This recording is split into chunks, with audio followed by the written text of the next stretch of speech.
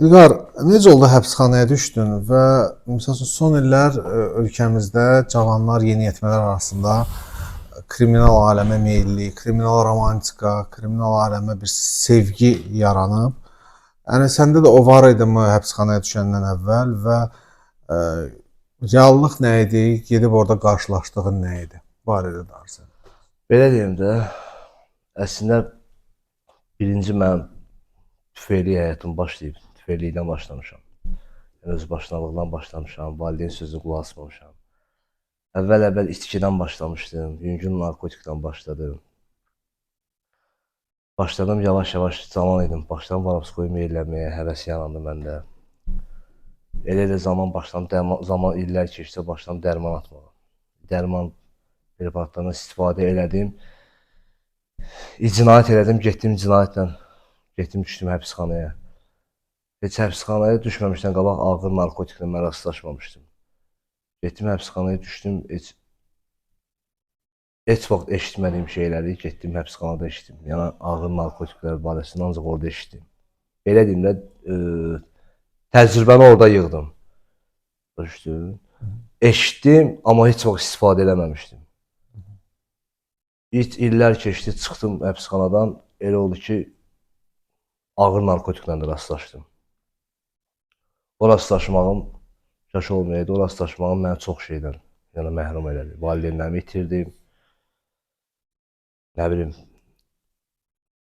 evlərimi satdım, maşınlarım getdi. Yəni demək olar ki, hər şeyimi əlimdən aldı. Özümlə 3 dəfə məhkumluq həyatı yaşadım. Ümumiyyətcə deyirlər ki, o məhkumluq həyatı yaşayanda insan islah olur. Yox. İslah olsaydım, mən 3 dəfə məhkumluqda islah olardım. Bugünkü gün məsələn, belə deyim, 2 ilə yaxın ayığam. Mən islahlığı ancaq reabilitasiya mərkəzində gördüm. Mən ancaq kriminal jargondan söhbət edirdim, ancaq kriminaldan söhbət edirdim. Amma bugünkü gün şükürlər olsun sonsuz Allahıma ki, mən bu şeylərdən qurtulmuşam. Qurtuluram da yavaş-yavaş. Deyirsən ki, sən həbsxanaya düşəndən əvvəl bir kriminal aləmə meyilliyin var idi. Yəni həmin o reallıqla rastlaşmadı yana kimi, yəni çöldə olanda, həbsxanadan əvvəl səndə hansı fikirlər idi bu kriminal aləm barədə və orada reallığı görəndə, yəni dəyərmi idi həmin o aləmə sevgi bəsləmək? Yox, belə deyim də, görməmişdən qabaq əvvəl çox meyillik var idi. Fikirləşirdim ki, dəstək, poddерживать eləmək, varavskoyu təbliğ eləmək. Amma zamanla baxdım ki, yəni mənim əsl reallıq həyat odur ki, insanın ailəsi olsun, düzgün yolda olasan, evladın olsun. Ən düzgün istiqamətliyimiz yol odur, Allahın yoludur istiqamətliyimiz yol. Yəni, boşuna getdi də mənim illərim, belə deyim. Amma bugünkü gün şükür olsun Allaha ibadətimi də edirəm, mərkəzi tanıyandan sonra. Yəni, hər şey mənim həyatımda yavaş-yavaş getdikcə şükür olsun ki, hər şey qaydasına düşür. Nəyə görə deyirlər ki, islah yeridir həbsxana? Çünki harasa müqayisə edirlər ki, reabilitasiya da qapalı şəraitdir, həbsxana da qapalı şəraitdir. Yəni çöldən ora nəsə əlaqə yoxdur, reabilitasiyada da odur. Yəni bu cür müqayisə ilə deyirlər ki, fərqi yoxdur. Səncə fərq nədədir? Fərq hər şeydir. İndi çox uzun danışmayacağım, fərq çox şeydədir, fərq hər şeydədir. Bir şey ki, mən deyirəm, mən bütün davranışlarım kriminal idi. Oturuşuğum, duruşuğum, danışığım, hər bir şey məndə kriminal idi, kriminala çox meyilli idim. Yəni, amma reabilitasiya mərkəzi mənim həm özümü tanıtdırdı mənə, xəstəliyimi tanıtdırdı mənə. Mən bütün neçə illərimi ki, nəyə boşa vermişəm, reabilitasiya mərkəzi o şeyləri mənə tanıtdırdı ki, yəni həyat bu deyil. Sən buna nə vaxt gəldin? Yəni o dibi görəndən sonra mı? Sad alırsan, filan şey itirdim, mülkümü itirdim, valideynlərimi itirdim, yaxınlar. Yəni ondan mı sonra səndə bu qəbullanma baş verir ki, hə, mən narkomanam, mən asılıyam. Yəni yoxsa bu proses səndə necə baş verdi? Ümumiyyətcə mən desəm bəlkə fikirləşəcəksiniz ki, məsələn, elə bir insan var ki, azadlıqdan, türmədən yana cəza çəkdiyim yerdə zondan kimsə azadlığa çıxmaq istəməsin. Mən məsəl üçün zərrə qədər də olsun azadlığa çıxmaq həvəsi məndə olmayıb. Nəyə görə? Çünki fikirləşmişəm ki, nəyə çıxıram? Hər günüm azaldıqca Allah da şahid ki, mən cəhənnəm yaşayırdım. Dedim ki, mənim günüm azalır, mən azadlığa çıxıram. Çıxmaq istəmirəm. Çünki təzədən o həyat tərzini yaşamaq istəmirəm. Təzədən bilirdim nə yana çıxıb narkotik eləyəcəm. Bir istisna halda eləməyə bilərəm ki, çıxdığım gün Allah mənim canımı alsaydı, onu da eləməyə bilərəm. Amma belə çıxdığım günü də elədim. Bir şey ki, zərrə qədər mən azadlığa çıxmaq istəmirdim. Deyirdim, təzədən çıxacağam, çıxdığım gündə o narkotik istifadə edəcəm. Amma çox olub, fikirləşmişəm ki, kontrolla istifadə edərəm. Bu gün eləyərəm, arada bir 2-3 gündən bir eləyərəm, 5 gündən bir eləyərəm. Xeyr. O mənim başımda fikirləşdiyim, düşündüyüm şeylərdir. Onlar hamısı boş şeylərdir. Çıxdığım gündə istifadə elədim. Zərrə qədər olsun mən buraxılmaq istəmirdim. Buraxılmaq söhbəti gəlində kövrəlirdim. Deydim, yox, çıxmaq istəmirəm. Çıxıb təzədən o həyat tərzini yaşamaq istəmirəm. Tüfeyli həyat yaşamaq istəmirəm. Mən bezmişdim bu gün. Amma Allah'a sonsuz şükürlər olsun. O vəziyyət idi ki, əlimi qaldırdım metronun içində, qadın, uşaq, yaşlı, yəni heç nəyə gözüm görmür. Bir əlimi qaldırdım Allah'a ki, Allah'ım, sən mənə bu bəladan qutar da. Bir şey ki, özümə cəza yeri seçmişdim. Tutulsam, məsələn, filan kanona gələcəm.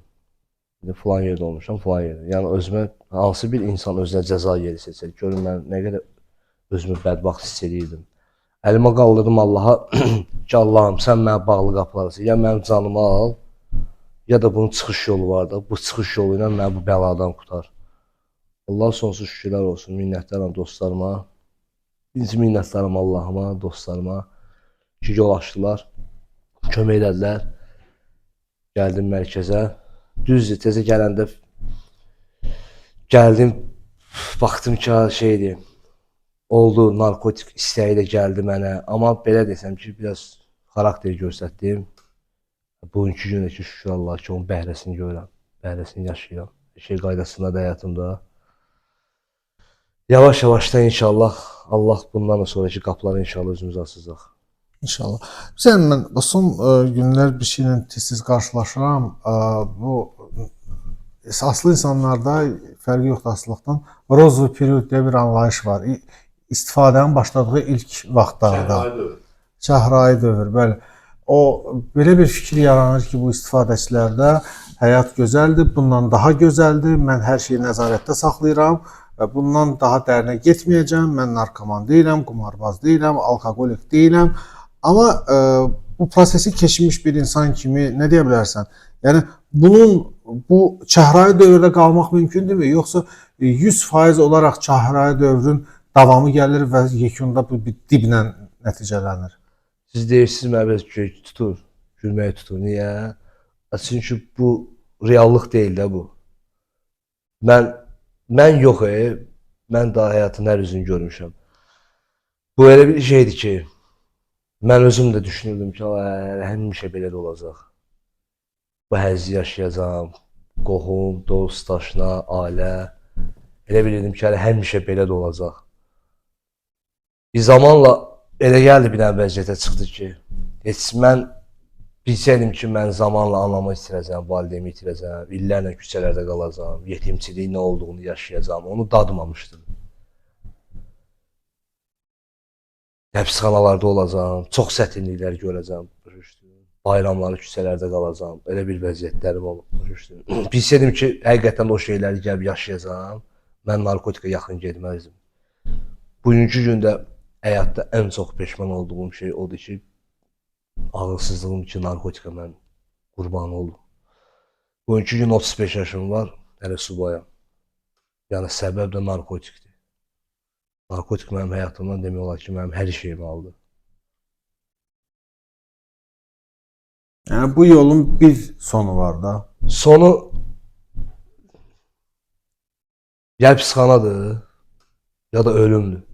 Yəni başqa yol yoxdur. Başqa çıxış yolu bir dənə reabilitasiya mərkəzidir ki, ya burada sağalmaq olmasaydı, mən də yəni islah olan adam olmamışam. Yəni reabilitasiya mərkəzi sağalmaq olmasaydı, mən günün bugünkü günə kimi 2 ildir buradayam. 2 illik reabilitasiya mərkəzindəyəm. Allahıma da şükürlər olsun. Bugünkü gündə ki, özüm burada keçdiyim təcrübələrimi uşaqlarla bölüşürəm.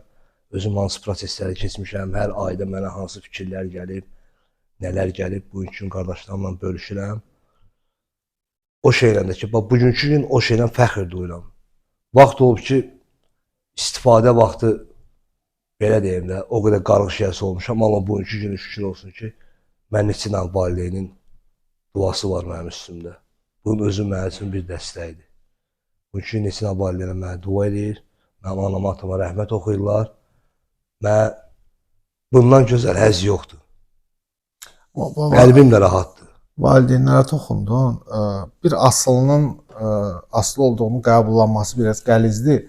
Amma şahidi oluruq ki, valideynlər də bir çox hallarda fikirləşirlər ki, övladım neynir ki, yüngül fəhişə çəkir, istifadə edir, içki içir və yaxud da ki, yəni hərdən bir qumar oynayır. Yəni valideynlərə nə deyərdin? Yəni həmin o çəhrayı dövrdə yaşayan övladlarını hansı təhlükə gözləyir?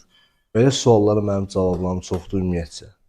Çünki tək bu sual yox, hər bir suala mənim cavabım çoxdur. Nəyə görə? Çünki o hər bir üzün yaşamışam mən. Ümumiyyətcə belə deyim də, valideynlərdə evladlarına başa düşürəm, valideyndir, anadır, atadır, bunları çox gözəl başa düşürəm. Ümumiyyətcə valideynlər demək olar ki, evladlarına həm asılılıq edirlər.